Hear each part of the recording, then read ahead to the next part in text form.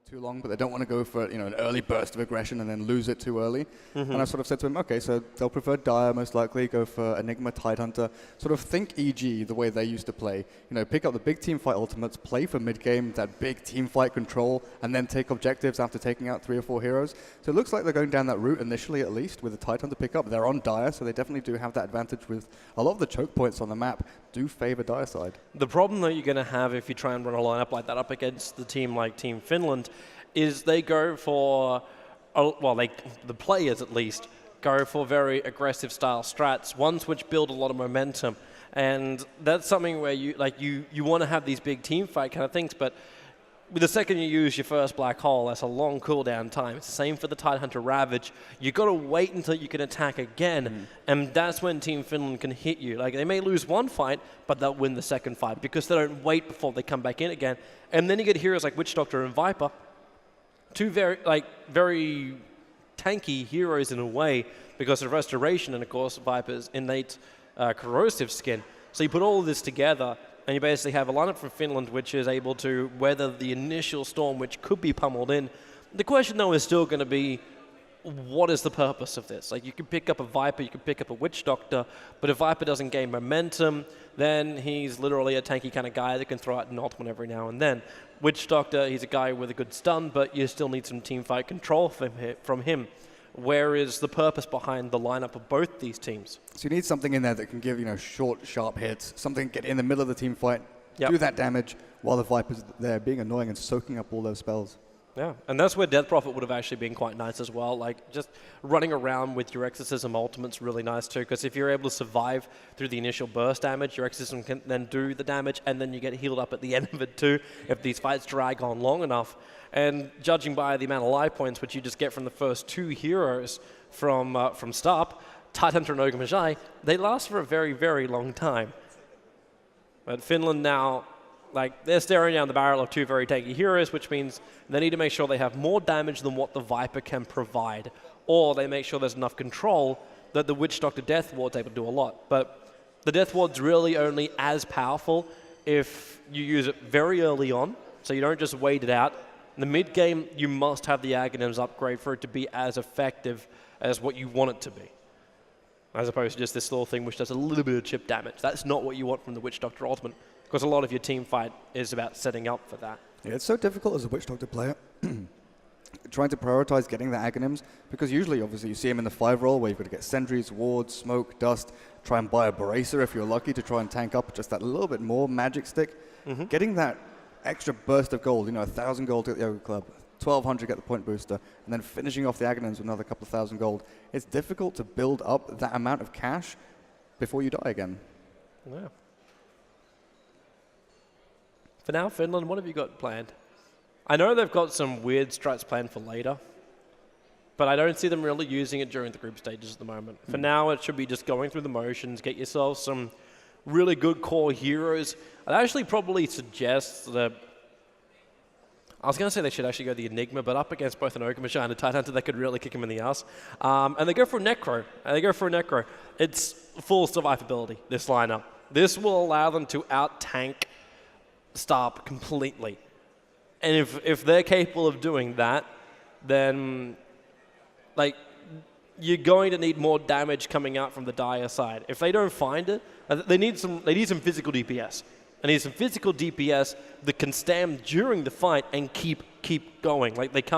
You can't have something like a Drow Ranger, for example. Sure, you have a lot of damage, but you got Witch Doctor heal, you got Necro heal, you got Viper who's going to have the mech.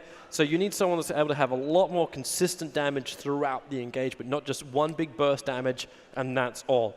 And I think that's the reason why Finland's drafting the way they are. It's like, sure, if you want to go Tidehunter, if you want to go Ogre, if you want to get an Enigma on top of this and get really greedy for it, fine. We will outlast you and survive to the late game. That's like the perfect phase for Necro to be picked, because then in Starp... Oh, that's good. That's a good answer. That's a really good pick, yeah. I was thinking, do they want to try and block pick the Wisp? Because obviously Wisp Necro has been this big thing, sort of the meta pick right now. And if you pick Wisp there, you're sort of stuck in a position where Finland can outdraft you the rest of the draft. So you don't really want to block pick it, but then do you let Team Finland have it? And it's always that sort of nagging doubt in your mind. If we let them get Wisp Necro, it's going to be really difficult for us. But Finland go for the Rubik instead. Yeah, they're looking at this going, we don't want passive heroes, but they don't want the Wisp to go with the Necro, because if they do that, especially with an Ancient Apparition on the field and the Ice Blast, if it does connect, you don't really save that many people. And the Wisp is also very susceptible to getting massively stunned up by the Ogre Magi. So in the later portion of the game, he's nowhere near as effective, where a Rubik gives you a lot more early game presence. It gives you a lot more early burst damage as well. Your control from Witch Doctor and Rubik both actually have some AoE control, because you're able to run with both the Paralyzing Cask as well as the Telekinesis, which a lot of people do forget does have that AoE drop stun. And that's another way where you could get some problems coming up for the Dire side.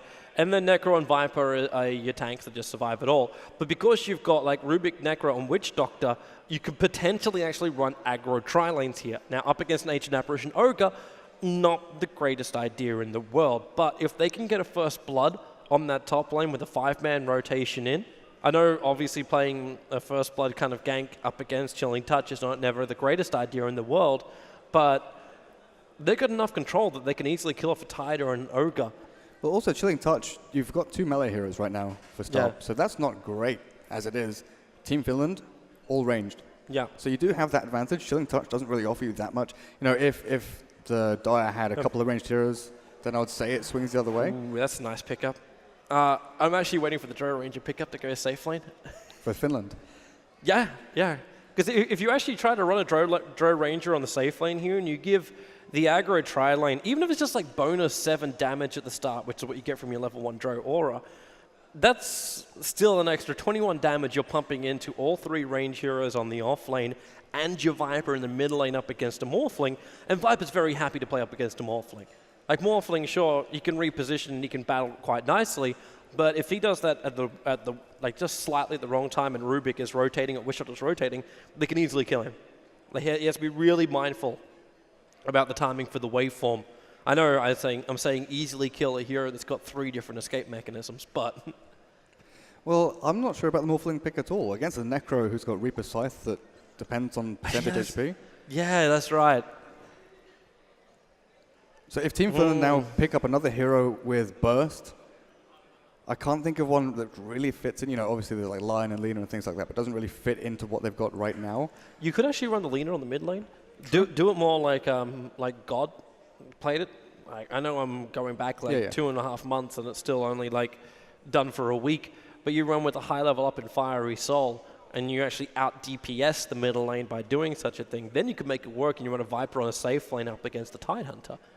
For me, I'm still just waiting for someone that's really good to go up against the Tidehunter. Necro works really well. So you just leave like Necro up against the Tide? Yeah, because Heartstopper is great. He's a strength hero, the Tidehunter that is. So that. Well, but then you could open up for a Marauder on the offlane if you're going to do something like that. Then you've got to follow up someone which actually synergizes well with Rubik. Yeah, I'm okay with that. I don't know if Finland's going to be thinking like that. Or you go with something a little more tanky that really does well with all these heals, because you've got Necro, Witch Doctor. Go with the Bristleback possibly. Yep, that's another way you could approach it all. But if you're going to go for the Bristleback, then he's still going to need a large amount of consumables to go up against the Tidehunter and properly win the lane. That's kind of like your major downside going up against the Tide. I meant the Bristleback in the aggro try. So Rubik, Witch Doctor, Bristle, have Necro on the safe lane against the off lane Tide. Okay. Viper mid. Okay. Because the Necro does really well. Sadist is amazing when you're in the solo lane. You get the HP and mana regen. You can spam your Death Pulse. Heartstopper is great against Tidehunter. He can't get in there to get Anchor Smash because you're a ranged hero. Viper does decently against Morphling. Can't really be ganked by AA Ogre. That Fire Blast doesn't have a long enough duration to proc the Cold Feet. Then you've got the aggro try. Well, this is saying if Morphling's mid, and they go with Centaur. Looks like they're not going to run the Necro up against him. And this also makes it a little bit more difficult to read Finland's lanes. Because it could still just be the Centaur off lane. He's not going to be too fussed by an Ancient Apparition and Ogre Magi. Like, that's not going to... It's going to keep him off the lane on the top. But if things get a little bit too rough, they can just rotate the Rubik and the Witch Doctor up there. And Necro is going to be fine on the safe lane anyway. Or you aggro try with the Centaur. Telekinesis into Stomp, Double Edge, Witch Doctor, Paralyzing Cast, and Heal. I'd be too concerned that the Centaur would just get pushed off the lane. That would be my only major concern. But that'd only be the AA. Oh, they go with a Meepo. This was another one Cap was talking about. I didn't want to say anything, but Cap was saying they've got this pocket pick of Meepo that they like to bring out. Well, I'm interested to see how effective it's going to be, because normally a Meepo is really, really good up against like single target lineups, but you've got actually like the worst combination for a Meepo to play up against here. One is Paralyzing Cask, which causes a lot of problems for the Meepos moving around. You get an AoE stun from the Centaur and AoE spill damage that comes out from the double edge. You got Fade Bolt, which will bounce through them all, and another AoE stun controller from the Rubik who can pick him up and hold him there. And then you got the Necro ulti, which can isolate that injured Meepo, drop him down. You get a kill with the Meepos on the sidelines for a normal time then, yeah, exactly. as opposed to his like extended time. And the Viper doesn't, like, the magical damage from the Meepo isn't really as effective up against the Viper, and then he can also focus fire onto one Meepo that can't just run away, he has to poof away. So I'm always liking to see a Meepo, but in this game, there are a lot of things that could go wrong. Just to be the optimist. Micro. Now, is that Meepo micro troubles or microphone troubles? It could be mic troubles. It could be micro, just like hotkey troubles. So what are you reckoning? Meepo mid, then the Morphling on the safe lane supported by the two, Ogre and AA? Do you want to put Meepo up against possibility of, well, any of these heroes, Viper or Necro? I would not want to see Meepo in mid. But at the same time, you got to put him there. Or else you've got these two supports walking around, sort of like, we've got to give Meepo the experience where you're going to stack and pull. The problem is if you put Meepo on the offlane and you're right about running a Centaur, which Dr. Rubik aggro tri lane, then the potential to actually kill off the Meepo is a lot higher. And you also don't get the Meepo second clone quick enough, because you're splitting the experience between the Ancient Apparition, second support, and then the Meepo as well. Like it's too split. It's too split for SP. And then you don't get the same amount of power you get from a Meepo like you want to get from him being in the mid. I actually almost want to see a dual lane at the start just to make sure Meepo is safe. Either really good warding or a dual lane from the get-go. Yeah, I just wonder where SP go. Do they go into the Radiant jungle and try and scout this out? Because they need some information to gauge what lanes Finland are going to put up. If they can move into the Radiant jungle, yes, but I'm still not feeling, even with like Chilling Touch, the level 1 fight's nowhere near as strong as what Finstack is capable of doing. They walk into Witch Doctor and they're screwed. Yeah, basically. Because it's just like, well, okay, here's our melee heroes. Have the Ogre, have the Tide Hunter. And then you got Viper, who, like, he got buffed like patches ago, where you have like this level 1 poison attack, and with that, you can't run away because it's 0 seconds cooldown. So you've got this continuous slow coming out from that. You got a Centaur Horse Stomp, you got your Paralyzing Cask, and then you've got Burst Heal coming out from the Death Prophet as well. If he goes for the Death Pulse, it doesn't go for the Aura. If he does go for the Aura, then even running away is going to be a bit more of a problem for you. But if he does go for the life points, even your burst damage could be repaired very early on. And I'm not even going to include the fact you got a Telekinesis hold. So you send 2 melee heroes in, they're going to get stunned up. And if you can get a grab on a range hero, then you're effectively controlling 3 other heroes. The level 1 fight for Team Finland is just so much stronger than SP. In fact, I'd actually more like to see Team Finland move aggressively past their Ancients into the Dire jungle and then plant down Sentries Observer Wards. Make sure there's no stacks for that Meepo, there's no flash farming coming in for the Tide Hunter. It might even be worth around the 2-3 minute mark putting an Observer Ward onto the Ancient stack of SP, so they can't just flash farm up the Tide Hunter. That would be, for me, where Team Finland could really punish SP's draft. Because they need money. They need so much money on this lineup and levels. I think it's levels is the main thing. Tide needs 6. Then once he hits 6, AA is going to be level 3 or 4. So they don't really have that potential for Tide to go off the lane and make a big ravage. So he's going to be sitting on that bot lane or wherever he goes. Yep. Still trying to make Blink Dagger. And Meepo can't gang until he has his own Blink Dagger. And we know what happens with Meepo clones. Meepo soaks up experience and gold across the map. And he doesn't take it from the other team. Not in the early stages, because you have to cross over into the enemy jungle before you could really start to be that kind of stealer. And you're not going to do that until you've got a Blink Dagger and potentially also most of your Aghanim Scepter. And then you've got to think about AA, because it's going to be 15 minutes into the game, he's going to be level 5 or something like that. Where does he get his experience from unless it's from kills? Yeah. I think it's this Morphling has to be the linchpin holding this team together. If he gets lucky with runes early on, early invis, haste, double damage or something, and makes a move to one of these side lanes, manages to get a kill or two, that could turn the tide and give SP enough space to build up these items and experience they need. I actually kind of feel like the only way SP could try and save this is if they leave Tide on the top lane and they run Morphling, AA, Ogre off lane. Go for what you were talking about, like your level 1 gank. They kind of have to protect their own jungle at the start, though, because you still need to stack for these heroes later on. But if they're able to go for a bit more of an aggressive move, if you do move like you would normally go into the dire side jungle, you're going to rotate back over the point next to the easy camp, next to the tier 1 tower in the mid. So you could potentially set a trap there, get yourself a kill, and then just move down to bottom lane and try and control it. The rest of Finstack will probably rotate with you, of course, which is a problem. But it means you got the upper hand in an aggro tri-lane, and then you can start to get like these fast levels on a Morphling, and with the rotating supports, which you could have from SP coming towards the mid, you can also support the Meepo up against the Viper and try and force him back. Because the second the supports go missing from the bottom lane, then the Viper's going to have to pull back a little bit. Doesn't have to pull back the whole way, but has to sit higher on the lane and get himself a little bit further away from the creep wave. So it's a little bit more difficult to get either, 1, the CS, or 2, harassment into the Meepo, especially once he's got 2 Meepos up and running. Then he can just start taking care of his own stacks. They can rotate out, leave the Ancient Apparition to have the mid while the Meepo farms the jungle. So there's a lot of options. Well, actually, not a lot of options, but there's a couple, at least viable options that will keep SP in this game. But the trouble is, all of these options are like plan B or plan C, because their laning phase is plan A. If that goes badly, they've got limited options to fall back on. And the way that Finstack's lineup is made up, their initial items come out earlier as long as they farm decently. They don't have to farm well as long as they get some gold. Their initial items come out quicker. Their strength from their heroes and abilities, a lot stronger early game. Viper Strike, Stampede, got Rubik stealing skills. And if he steals Ravage, Waveform, he's got a multitude of spells he can steal and make a massive use of them. Well, on the bright side, now that we've finished ripping apart both the drafts of the teams, we get to go, as SP do have their final player ready to go, and they have said it. So, yeah, Finstack are also ready to go. We were so close. We were so close. There we go. There we go. All right.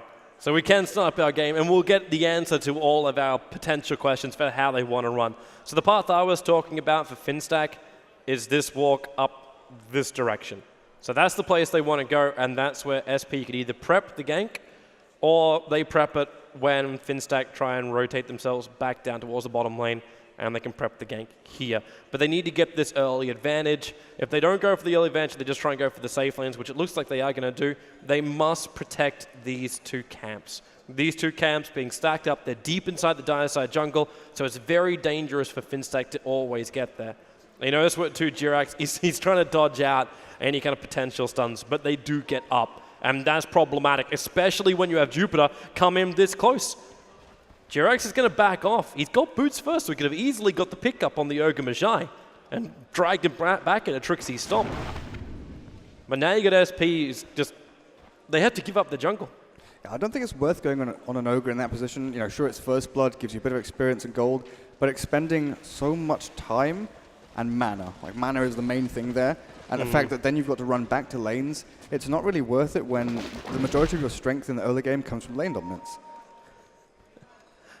I don't know, is there a tactical reason to take out that tree and then this tree? I can understand these trees because he's worried about the ganks coming from behind. So he's trying to get himself a clean line of sight down this direction. Yeah. But he took out this tree at the back. No reason. I don't know. Like, unless there is a small path down this region. It's a juke spot. Maybe you're right. So with quelling and because obviously you'll have 1 quelling blade usage and then a tango, he can jump through here and get through with this tree and that tree. But it could work out. SP made the right choice here. They're running aggro tri-lane. So Morphling, AA, Ogre, they just search for the opening. But it's going to be really difficult, especially when a Witch Doctor is walking around with a double damage rune. We're going to be a little bit more cautious about that. And also, too, Finstack, they're ensuring this Meepo doesn't get anything early on. because they brought the Rubik in there just in case. Well, up on top lane, you got Trixie as the Centaur up against Divi's, this Tidehunter of his. That should be an interesting little battle, while Ancient Apparition, okay, he's really, really low. And he did go for the Heartstopper aura at the very, very start of this Necro. Yeah. On equal skill matchups, the Tide should win this lane initially. It comes a lot down to luck, though, and gauging the distance of your hero and the AoE of Tank Smash.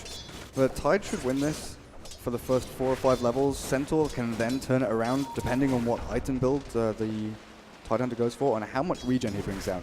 He might need to fly out a salve to himself, just because double edge is really annoying. No sentries for Finstack, though, so that Observer Ward is going to remain unseen. Instead, Finstack are just more worried about... I think they're just more concerned with keeping the Necro in the lane. And if SP want to try and go for him, they just counter.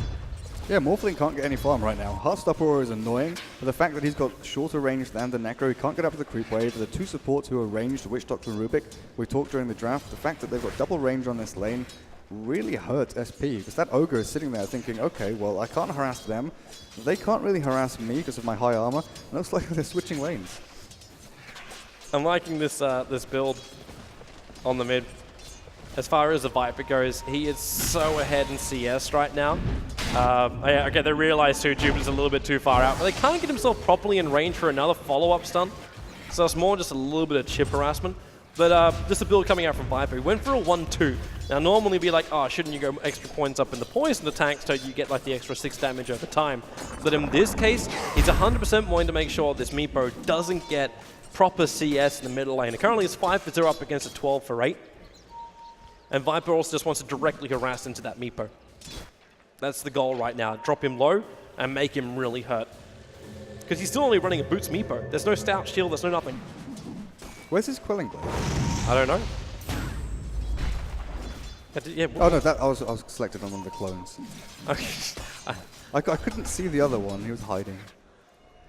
That would explain too. I was just like, is he only walking around with just standard boots? He did the same thing as I did. Yeah, 100% did the same thing as you did. Because it was like the only one left in the mid, because he sent the clone up to do the stacking. Now top lane, look at the haste rune coming in on Trixie. It's going to be very difficult to kill him off. Even if he waveforms in front, Trixie will then just stomp him. Turn potentially in for a double edge and you'll be too deep under the tower. And this is when you see Ogre Magi have a really bad influence on the map, because he's also running around with Fire Blast level 1. Now he's got Ignite only now because he's cracked level 2. But that Ignite control and harassment just isn't there. The Fire Blast at level 1 just, it's not really as effective. Yeah, and now we see the starvation of these 2 supports. They're trying to stack and pull, they're level 2, but they're not going to have any gold for a long while. The fact you can't kill the Centaur mid, he's pretty much got Tranquil Boots. He'll get that Ring of Protection floating out to him shortly. At the same time, you haven't got, like, your levels are also quite low over on Finstack, so they're not too far behind as far as levels go. But as we were flagging before during the drafting phase, they're really a lot more reliant on getting levels on SP than you are for Finstack. Like, sure, it'd be great if you could have, like, Jirax's ultimate, but it's really not as effective until he's picked up, like, Arcane Boots. So the rest of the time, he's still got his burst damage and control factor. Meepo, okay, he just proofed defensively, I mean aggressively, which means he's dead. This should be first blood right now. And because you got the extra points up in the Nether Toxin, bring on the bonus damage. He tried to proof it an extra Meepo, but it was too late. So first blood goes the way of the Viper in the mid. And SP are in a very rough position because that Viper is getting bigger and that Necro is being uncontrolled. And Finstack know about the stacks Meepo has been making. They've got that Observer Ward up on the cliff. So they'll be able to contest that. And it looks like Rubik and Witch Doctor both heading towards mid.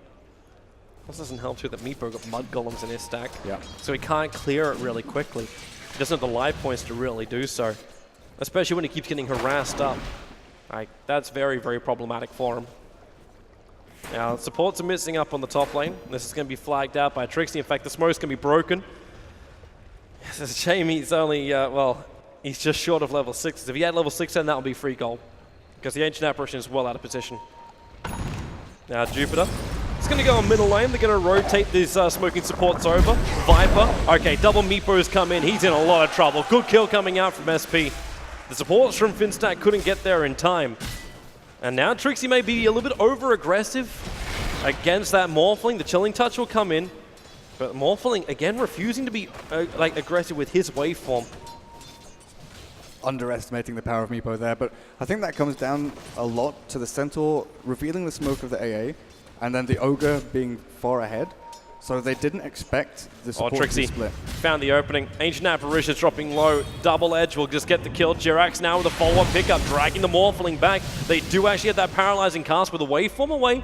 Will allow Hot to get back past that tier 1 tower. And Finland, a good rotation, but they only get a support for it. At the same time, Necro is complete. They got to do something about him. If this is going to be, I'm not quite sure if this is actually going to be a Midas build. Yeah. It's a little later for a Midas, but because they left him alone, he can do this, and he knows he can get away with it. Centaur does have this level 6, and they're just going to pick him up. Pick him up, drag him back, Hoof Stomp, bouncing cast, going to come back in again. He's strength morphing as quickly as possible. Waveforms in. Is there enough damage? Not enough the Fable. He's down on -17. Trixie hides in the tree line. Now Jupiter, he doesn't have enough mana to go for the stun. Trixie, he's going to double edge and now allow the Ogre to get the kill on the tree line. Morphling remained alive, and the rest of Team Finland basically started playing Left 4 Dead. Trixie thought it was safe in the trees, but it really wasn't. Trixie, it's classic Trixie. If there is an opportunity to overextend, potentially feed, he will look for it. And we say that in the most loving way. Well, AA does get a chance to get some levels up here. He'll hit level 4, maybe 4.5, depending on how quickly the Morphling gets back to base. It's going to be a while. Going to walk all the way there, regen up, and TP back. He's also going to morph back to agility. He's sitting on 1400 HP, which isn't great. He doesn't have to deal with any kind of instant kill, so he's okay with that. I kind of want to keep my eyes a little bit closer, more on Fraggy on this bottom lane. The Necro up against Divi. The Heartstopper aura is just going to whittle him away so quickly. Even though it's only level 1, you can see the Death Pulse took away basically half of his life points with just 1 pulse. So he can't afford to be chipped away. Yeah, I really like this build. Sometimes it's nice to go for a few more levels in Sadist when you're in a 1v1 just to go for that lane dominance. But with the max Death Pulse, he can start looking for kills on the Morphling. Because the Morphling's going to be sitting on, what, 700, 800 HP? So he can take almost half of his HP with Death Pulse, or a third of his HP with Death Pulse, then Reaper Scythe, and then possibly Death Pulse again. You've also got Double Edge to nuke them down. Oh, this is a good opening. They're going to go for another one right now on the Necro. Remember that Death Pulse makes life a lot harder. He's trying to throw on the side to keep himself a little bit more space with the Magic Wand charge. Then the ulti. He'll still tick out though. The Meepo able to pick up the kill, but Trixie, he's going to cause a lot of counter damage. The Meepo is already down. He wants that Tidehunter dead. Jupiter with a nice decent body block. And he's not wanting to stick around too long on Trixie, even though he could ignite him and force Trixie back a little bit further. It still ends up being a 1-for-1 trade off the mid solo for the safe lane solo. I think that's worth it. Definitely because Necro got his Midas, got a use out of it. Most certainly worth it for them. And Meepo is still waiting for his first item. Looks like he's rushing Blink the way his gold is piling up. So rather than having that slower build up with the Aghanims get the extra Meepo, he wants to go for that one-hit kill. Get that Blink up, have 3 Meepos to 1 jump in, 1 2 poof over. Yeah, it's a really good decision as well. It just gives them that level of aggression that they're going to need to beat up against both a Viper as well as a Necro. And they killed off the Viper, but they killed off the Necro, but the Viper is still a 1-for-1. He's 4.2k in the net worth, 4.3 practically, and he's already got the mech. So this is a 9-minute mech on a Viper. So their ability to burst damage him down now is becoming a lot harder. But there's still some serious lacking levels. So they're giving some space for Jirax up on the top lane, and Wishdot is just trying to farm up the jungle so he can find his levels. While Ancient Apparition, 4.5 levels for the AA. And you got the Ogre Magi, who's 5.5 levels. He's getting very close to having potentially multicast up against Team Finland. And then anything is possible for SP. Well, then who do you target? You've got to go for Witch Doctor or Rubik, surely. Because if you go for any of the others, they're so tanky. Oh, Meepo in mid in a lot of trouble here. He's already used proof to farm the creeps. He brought in more help, but that actually ends up hurting him more than it helps him. Primarily because the bouncing cask also held him in position. Well, again, that center ulti allows Team Finland to get themselves into a better position against him. But that's the second time I've seen him make that mistake. He uses proof to farm the creeps to clear the wave and try and hold the equilibrium away from his tower. And then the Viper just walks up, slows him down, Centaur uses ulti, the cavalry comes in, and he's got no way to escape. I'm actually wondering... Nice decision by AA. Very, very wise decision. Trixie and Jirax are searching for him. But he had an observer ward that was watching the haste-ruined Rubik, so he knew the dive would come. And very wisely just pulled himself back. Now, this Meepo is still finding himself some really good farm. But at the expense of the rest of his team. Yeah. Like Tide and AA are now dead weight down here. As long as AA can hit level 6, he's still going to be happy. Oh. Actually. Not blink. Boost to travel. What, really? Yeah.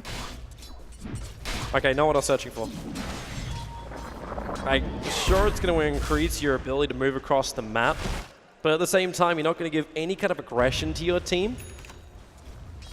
I don't know if I can really subscribe to this build. I can see the merit in it, but I agree with you. It's not what the team needs. Like, it's a good Meepo build. It gives you that map control. You can farm across the map anywhere. You can then TP back to base and poof your other Meepo to it. But you don't have that one-hit kill potential, which you need. Yep. And that's what currently Team Finland are building into. Like, you get the Blink Dagger now arriving over on Trixie. So he's got his ability to jump in. They got their ability to gain momentum, and that's what I was looking for from SP. The ability to actually pick up that Blink and then go hunting the support heroes. You asked the question before, who do you target over on Team Finland? And the easy answer is the 2 underleveled supports. Now the ulti's going to come off here from the Centaur and Trixie. That's where the Blink Dagger comes into play. Bouncing stun, going to hold him in position. We've got ourselves a pause right now as I appear someone has lost control. But they are going to get in a lot of trouble. Look at Necro. You know what he wants. He's ready. Yeah, he's going to throw the ulti out. The Death Pulse will connect it to Jupiter before the ulti will finish connecting. And Jupiter's dead. It's really just that simple right now. You can see Tidehunter trying to cast Ravage. I don't know how effective that's going to be. No, Ogre is dead regardless of what happens. They can't get any return kills here. I mean, if Meepo has to cancel poof, TP bot, then walk in, and snare, then poof its other Meepo in. There's no way they get a counter kill here. Unless, unless Finstack walk behind the tier 1 and let him do it. It's possible. Long shot. Very, very much of a long shot. It would also mean Trixie on half HP and no mana would need to, walk into the enemy base. Well, hang on, what's he got? There's a regeneration rune sitting at bottom river for him, so he'll have all the mana and life points in the world. There's no problem for that. Unfortunately, too, the Dire will have no idea of what he's got. So technically, yes, if SP do bring the support down, which they can do because there are BTs over on the Meepo, so sure, yeah. And the Morphling does have a TP scroll, but you got Viper who's already TPing into the tier 1 tower. Now he's doing this very obviously in the mid lane as well. He's actually out of vision. If you actually check the Fog of War, he's not visible right now to SP. The bouncing will go. The Tide Ravage, he will trigger it. It's over on the Necro, but the Necro, he does go down. The Tide had enough damage to bring him down. Morphling will wave through the creep wave. And they brought 5 heroes very, very quickly out. They dealt with that Necro quite promptly, and Team Finland just backed up. They didn't want the bar to do with that. The puppy paws, turning that fight around for them. Well, definitely did help, and now tier 1 tower in the bottom lane is under siege by SP, and they'll try and, well, the trade-off is just there for Team Finland. And Jupiter might be regretting his decision to come to the trees, because you can guarantee yourself Trixie walks down, and he might just blind blink, hoof stomp. Now he actually sees the Ogre Mashai. Blink, hoof stomp with the double edge. And then about 3 projectiles fly into Ogre's back. But they still need to bring down the tower to make this worth it for Team Finland, or else SP do gain the advantage. But they will take it. SP, okay, that's a nice blast. It's going to connect actually on 2 heroes. But the tower belongs to the Viper. And that's now 2,000 gold into the Viper as well. Yeah, that fight on bot lane was the best thing that could happen for SP because that accelerates Meepo's farm. Oh, Fraggy, that's not where he wants to be. He even tried to trigger the ulti just then, but a Rebel could jump away by heart. That's why he's being over-aggressive. He knows he can get away with this kind of stuff. Yeah, Meepo's farm accelerates massively right now. He was farming top and mid before the fight took place. TP's bot takes the tier 1 tower, farms a bit in the Radiant jungle, then goes back to farming the 2 lanes.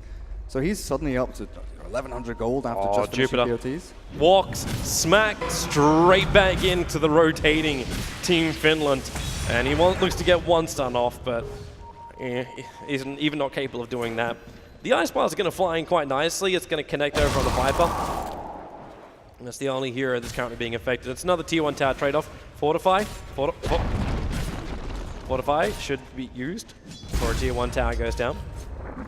primarily because it comes back off cooldown again. And now Meepo starts following bot lane. Does he go for Ags before Blink now? So I think once you've gone BOT, you have to go Ags. He kind of does have to do that. But the problem is there's still just no presence. There's just no presence being given by the Meepo. If you can guarantee that you can farm up an Aghanim Scepter and still control that tier 2 like every tier 2 tower you've got remains up. You can complete the Aghanim Scepter, sure, not a problem at all, because then you'll be able to farm up your Blink Dagger. But if you can't guarantee that, then you still need to have that initiation. You still have to have the Blink Dagger. But we've got to talk about how the game's progressed. Like, Team Finland's lineup is very heavily based on the early game. They've had some success. They're, 5,000 gold ahead right now in net worth. Experience-wise, 2,000 ahead. That experience lead isn't big right now. And it's only going to get small. The lead is only going to get smaller and smaller. It's this Meepo. See, I sit on the other side of the fence in this one, because I've seen what Team Tinker is capable of doing with a very similar lineup. When you get that Blink Dagger over on a Necro and combining it up with a Centaur Blink Dagger as well, your potential for kills is actually stronger during the 15 to 25 minute mark, because you've got jump in, just follow up all the time. And that's where I think Team Finland can just gain so much momentum that SP can't do anything about it. And that's why I was looking forward to seeing them actually try and gain momentum with that Blink Dagger on the Meepo, get an early Blink Dagger on the Tidehunter, and find those openings, because that then buys Morphling the space to be the late game carry that he wants to be. But you're trying to play a late game carry Morphling up against already a very effective lineup against him. So that's why I wanted SP to be a little bit more over-aggressive at the start. Because right now you can see him, like, if you had a Blink Dagger right then, that Viper should be dead to rights. It's a blink to an instant hold, and now Hot, he's in more trouble up on the top lane. Double Edge, he's strength morphing as quickly as he possibly can, and that will actually allow him to jump himself away to safety. Did he actually just do that? I stopped looking at him. I knew the urn was on him, and he was on about a third of his HP. He just agility morphed while he had pure damage ticking on the urn charge. I don't think he actually realized that Jerax had an urn charge available already, and he actually ended up killing himself in front of the tier 3 tower. Yes. That's painful. So the answer is yes, he really did just do that. Yes, I'm sorry to expand on the pain, but that is actually what just happened. And that just gave Jerax some really nice money. That allows him to afford up his Arcane Boots, which keeps Trixie on the front lines practically forever. He's already got really good regeneration, and his magic immunity is also starting to come up a little bit more, or at least magic resistance. And he's got that cloak already on him, plus his Tranquil Boots, plus the Ring of Health. And if he picks up that early pipe, then this does negate the effect of the Ancient Apparition, who was nowhere near picking up the Aghanim Scepter. He's at 1,500 net worth, which is insanely poor for an Ancient Apparition who was 17 minutes in. And he knows the problem. He knew the problem was going to happen. This is a nice way to get a kill. However, the Bouncing Cask, nicely enough, the Vortex also not slowing him down, because he went 3 points up on the Chilling Touch as opposed to the Vortex. Now the Ensnare will hold him there. The Poof's in. They'll get the kill over on the Witch Doctor. At the same time, you got Morphling now trying to run away from the Viper. Throws the ulti out, Morphling sticking down. You got rotations coming in from the Rubik, and he actually waveforms in. He's got the hole with the telekinesis. He does, but the Ravage will buy the extra space for them. How much space, though, is really there? The Mech Charge will come off. Hopeless now a little bit too deep for his own good, but you've got more support on the way in. The Meepo's actually gone down the Necro in the meantime, but you got the rest of SP on the back of the Viper. But the Cavalry's about to come down. That's a triple hoof stop right there if he wanted to go for it. With the Blink Dagger, he'll only pick up the Morphling, but the Morphling may be enough. The Death Pulse, he needs to get it off again to keep himself alive. Now another waveform in, but it's Jirax coming in with that waveform, doing a large amount of damage with the Balancing Cask from the Witch Doctor, not throwing the ulti out, but Trixie on the back of the Tidehunter. The Urn Charge was going to tick him out anyway, but they use the Double Edge, and then you've got SMY into the tree line, goes for a short Ice Blast, but he will go down, giving Trixie a double kill, and Jirax many, many Urn Charges, which he was still expending during the middle of the fight. And he wants to go further. You see Jupiter taking too much damage from the tower, has to actually share the load. And they want to come up for it because they can see him. The Observer wall up on the high ground. Jupiter was not ready for that. It's a full team wipe by Team Finland up against SP. That could have been massive for SP, though. The fact that the Meepo got caught out at the bottom of these stairs over here, just below that Observer Ward, and Necro and Centaur both saw him coming and manages to stomp him, double edge 3 of the Meepos, then Death Pulse, and then Reaper's Scythe. He couldn't buy back, couldn't get back into the team fight. Yep. If he was with the rest of his team over here, they could have killed 3 heroes almost instantly. Destroy Finstack's capability of sustaining through the team fight, healing themselves up and continuing, and maybe only lost 1 hero in the AA. Yeah. But instead, they lost one after another, and we see Finstack, like you said, they just keep on rolling. Yeah, and that's the beauty of their lineup. It's this continuous life points coming in as long as they can similarly stick together. And I saw on a flag too, they did that. Okay, is he going to blink? No. They did that without the Death Ward. The Death Ward was still never cast by the Witch Doctor, which was a little bit surprising for me. I thought he would have just thrown it out. But at the same time, they're 20 minutes in. They must be feeling good with an 8,000 net worth advantage and about 7.5k in the experience now. So that has started to spike from the 2k you were talking about before. As Trixie's praying for a regen rune, he'll only get bounty. Yeah, it's an illusion on the bottom. But you're seeing now Team Finland, they're going to increase their gold lead. That tier 1 tower in the bottom lane's days are numbered. It's going to be Team Aghanim soon. Viper picks up his, Witch Doctor has already started, and Necro has just bought his point booster. Yeah.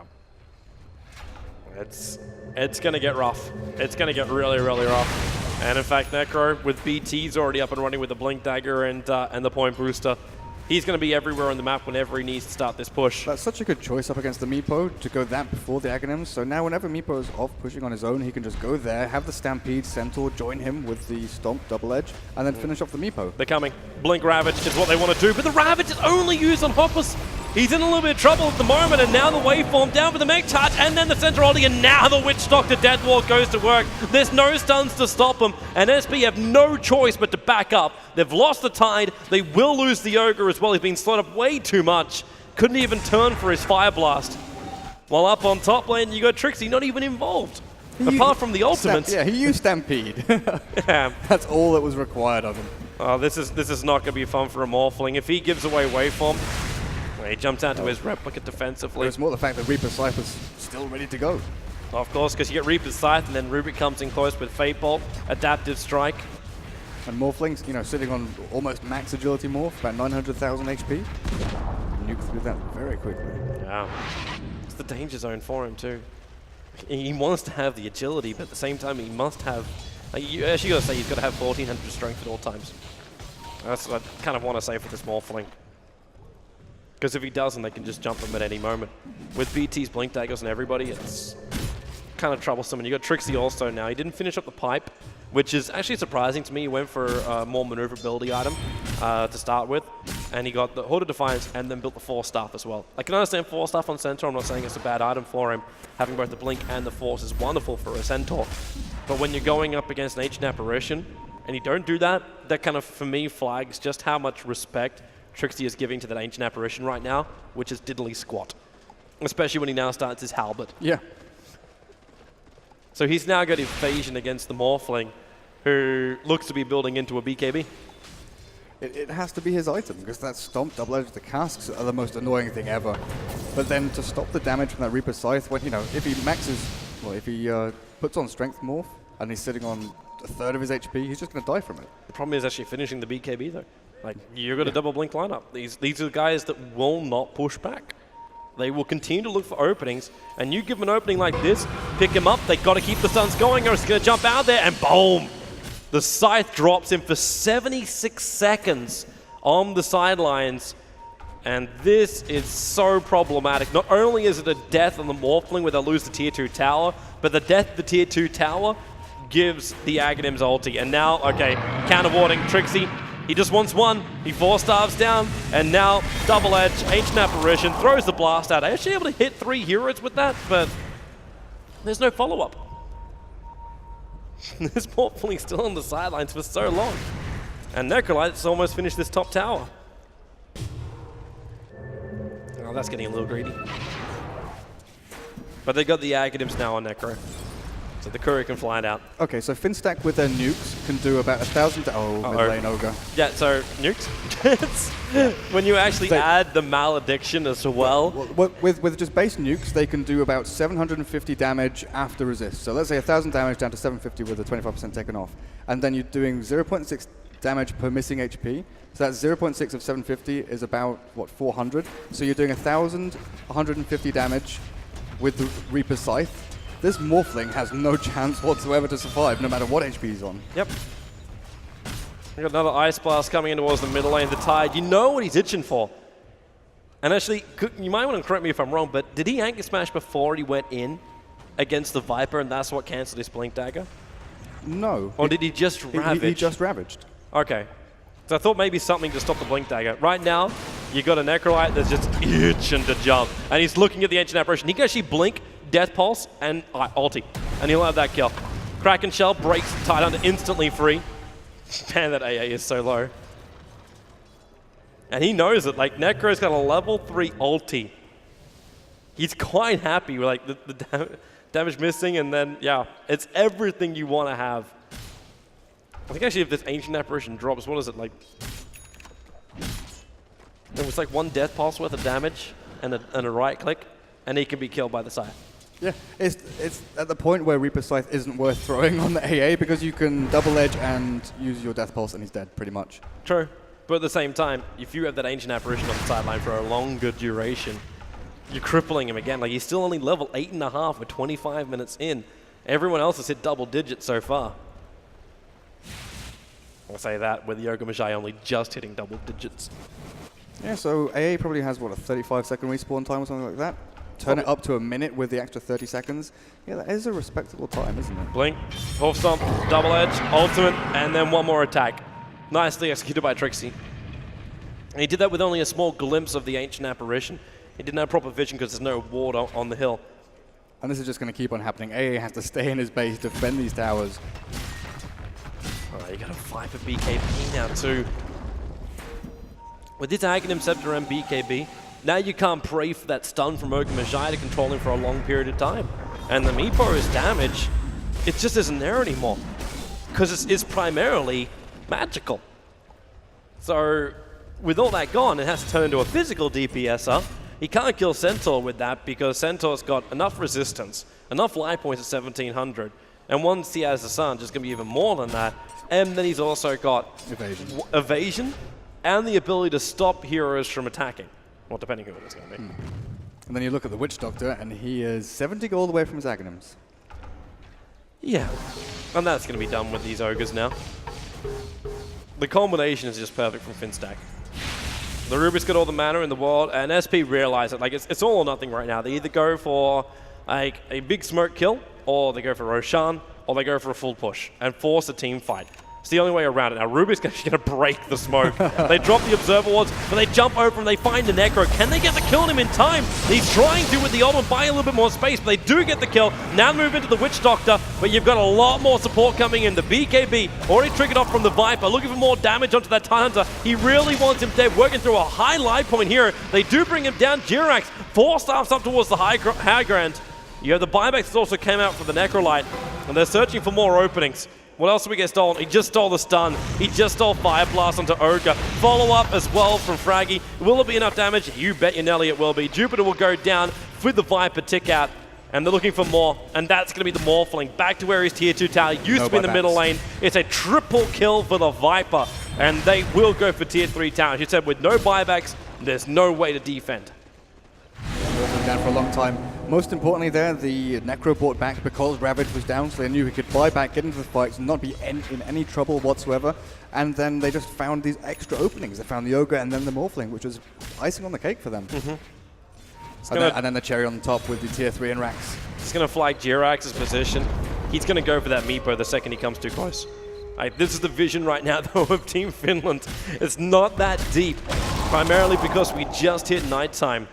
But there is that Witch Doctor. He still hasn't used his ultimate yet. He has an Aghanim Scepter ultimate. They're going to pick up the Tidehunter, and man, you doesn't want to let it go. There's no reason to let it go right now. They can just move in deeper. Now you can let it go, because you've got the Meepo in too close. This is not what you want to have as a Meepo, but he dig up the Earthbind, which stopped the ultimate, but the damage is way too much from the Viper. He's able to isolate that hero. Trixie wants to come up again. The adaptive strike is like water off a duck's back right now. Trixie doesn't even feel it. They group up. Is this for, okay, it's just for Death Pulse. Yeah, what's the HP level of Finstack? Like for the past 2 minutes, they've been on full HP apart from that Necro Death, just constantly healing themselves up. The Ice Blast is going to be a little bit annoying. But they did all the healing before that. BKB triggered very prematurely there from the Morphling and away from him after Jirax, and then actually jumped back to his replica back at base. And, well, it's just going to be pick-off after pick-off now. They got too many heroes down. The Meepo might be respawning in a second, but they've just been doubly raxed. And there is, okay, maybe they don't have enough mana that they could stick around for another raxing, but I'm pretty sure Team Finland are going to have enough confidence. They just go for the top racks as well. Especially when Trixie's about to pick up his own BKB from the Dire shop. Are they going for it? They're hanging around the middle lane, I think, waiting for an opening for a kill. Now that tied Ravage into 3. You got support coming in from the Meepo, and now you will prove pretty heavily. You got Necrolite, though, dropping the ultimate and the Death Pulse. He'll live for a while, but not long enough. We got a lot of support. Trixie, no double edge, but it's enough damage. There she goes! OSP! It's a graveyard of their corpses, and they want to move in deeper up against that. And now, well, actually, a buyback at the Meepo. They've got a chance here. They'll bring down the Viper. They've got a control over on that Rubik. 4-star down, but Jupiter will stick with him. There will be that follow-up stun, but it's still enough damage from the Meepo to repel Team Finland. And they'll move over towards the Witch Doctor as well. How many more poofs? There's another 3 coming in right now. And there it is. Triple kill for the Meepo. And while they might be doubly raxed, they're able to get at least some bittersweet revenge over on Team Finland. What was the fight recap like for that? I don't usually look at it, but for a fight like that where they get two... It's a mess. Yeah. Damage done. Look at the damage done. Almost identical. The problem is the fight went for so long, the fight recap actually doesn't pick it all up. Doesn't count the racks or the first 3 fights that happened before that Meepo buyback. Look at the advantage, though, which Team Finland was able to rack up. Yeah. Like, of course, you do gain back a lot with this, and they're getting really something which is bigger. You've got Centaur only alive for Team Finland, which means it's a very simple Roshan to bring down. And this means also Aegis Immortal coming in for the Meepo. And does he need it? He's still got his buyback on cooldown for another 5.5 minutes. It's a long, long time for a Meepo to have buyback on cooldown. They can defend against these 2 Rax lanes, though. The Meepo can, put 2 on each lane, poof them out, hold it off, and then have his main Meepo off with the rest of his team, still have the blink initiation open. Problem, though, is if you get one of those Meepos caught out in the lane, then... That's the thing, there's only 1 lane left. They're going to have the rest of the team there with the AA and Ogre. But that AA, if he gets jumped on by the Centaur, what's his net worth? 1,300. Poor little guy. It's a rough run, man. He's definitely got the bad end of the stick in this game. I'm just having to take it for the team. Rubik's now coming up towards the top lane. He knows what he's going to do. Push the top. That's literally key to victory right now for Finland. Well, that was like the penultimate team fight there. SP did their very best, but it's going to be a last chance saloon very shortly. Yep. All of the ultimates ready, raring to go for Finstack.